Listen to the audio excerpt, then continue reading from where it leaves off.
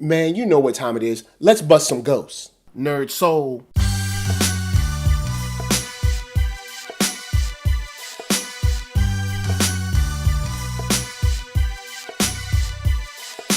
Late Ill Kid at OneYoungsta holding it down, bring you that StreetGeek and NERDSoul. What is up, my people, today? Oh yeah, we're about to get into another wonderful episode of Talk Shop. And today, like we've been doing for the last couple weeks, is our wonderful read-along of Ghostbusters. That's right, from IDW, we've gone through the first series. Now we're going to get into Volume 5, which is The New Ghostbusters. And this is a series where we start to see the incorporation of like Melanie Ortiz. You get to see Janine throw on the pack a little bit, and Ron Alexander comes back into play. We even get to see Kylie get her Ghostbust on. And this is a series with these first issues or next 4 issues. We get to see kind of the beginnings of the expansion, if you will, of Ghostbusters and how the new team gels. And the reason there's a new team is because our Ghostbusters are pretty much put under a spell or revenge spell, something like that, where there are some ghosts that take them away from this plane of existence and leave New York unprotected. And some people got to step up and, get right in there. And thank God we have Kylie, we have Janine, we have Melanie. They're all there to hold it down for the Ghostbusters. But unfortunately, Walter Peck, with all of the, the political goings on of, of course, New York City, New York State, and in general, and also his love-hate relationship with the Ghostbusters, he decides that they need one more member on their team, and a member that knows the technology well. And unfortunately, right now, the person that we know that knows that technology is none other than Ron Alexander. And these couple of issues are the type of issues that start to set the pace of what we're going to get next time. So this is almost like getting your medicine. You can't go full hardcore action in these issues because we're starting to build the new team and build their camaraderie and build their interactions and how they'll relate to each other. And it's rocky because Ron doesn't rub anyone the right way.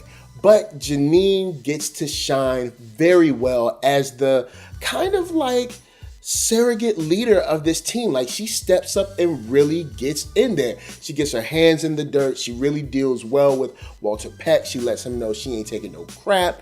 She deals with the liaison that the mayor and Peck send down there. And she really takes control of the team, which is something that I love because we all know and love Janine. But Janine has always been there just holding down the desk. It's cool to see her get out there and really prove herself. And she's not only physically strong, but the girl is a rock for Tia, who is kind of missing Winston because since he's been kidnapped, it's been months since they've seen the actual Ghostbusters. And they've been in limbo trying to figure out how to get back to our plane of existence. And the time relativity is so different that for us, it's been months since they've been gone, but for them, it's only been mere hours. And when they come back in a very interesting way after Janine herself once again levels up and shows that she's probably the MVP on the sneak tip. You got Egon, you got Peter, you got Ray, Winston, but Janine, she got that secret sauce that, homegirl, she could get rough and tumble. She could take out a ghost if she need to, but at the same time, homegirl got the administrative skills. So let's talk about how they come back. I love this scene. Egon steps through this little rip in the time space to be able to come back to our plane, and we see none other than a big, wet, juicy kiss from Janine. She is so happy to see him back. It's nice to see her emotions for her man. Egon is her man, you know what I'm saying? We all ship them. They might as well go on to get together. I don't know why they're playing, but it's nice to see her just fall into his arms and just be like, "You are my man." And he was like, kind of wigged out about it, but he ain't stop her though. You know what I'm saying? Go ahead, Janine. You got what you need. You got what you go on, keep on putting the Max Styles down on them. But it was cool to see, them come back and see an accomplished younger team. But before we move ahead, let me remind you guys that you can find me at Black Hollywood Live. That's right, the first online network for African Americans, and it's super dope. You got celebrity interviews, after shows, sports talk, geek, nerd, tech, all that. And you can find them on blackhollywoodlive.com. And once you check that out, keep up on YouTube daily, week to week, with brand new videos on youtube.com/blackhollywoodlive. So we're going to move on to a main part of what has been an underlying issue with these 4 issues that we've been reading through, which is Janosz. He's been, of course, I don't know what is wrong with this guy, but he is possessed once again. He's the most possessible person in this series, but he's possessed once again. But in this situation, he's able to sort of fight and give a tug of war between the ghost or the spirit that's trying to take over his body. So he's not just a host. He's actually kind of trying to fight for, a little control inside of there. And it's cool to see someone who was so extremely starstruck over Vigo to now be like, look, man, I've been possessed and it's not all it's cracked up to be. And now he's actually fighting against his new, possessor. And it's cool to see him from the inside of his mind, fighting as hard as he can, be able to help the Ghostbusters to a certain degree. Because when they come back, they actually have to capture the ghosts that have captured them and put them away to make sure that this doesn't happen to anyone else. Well, hopefully.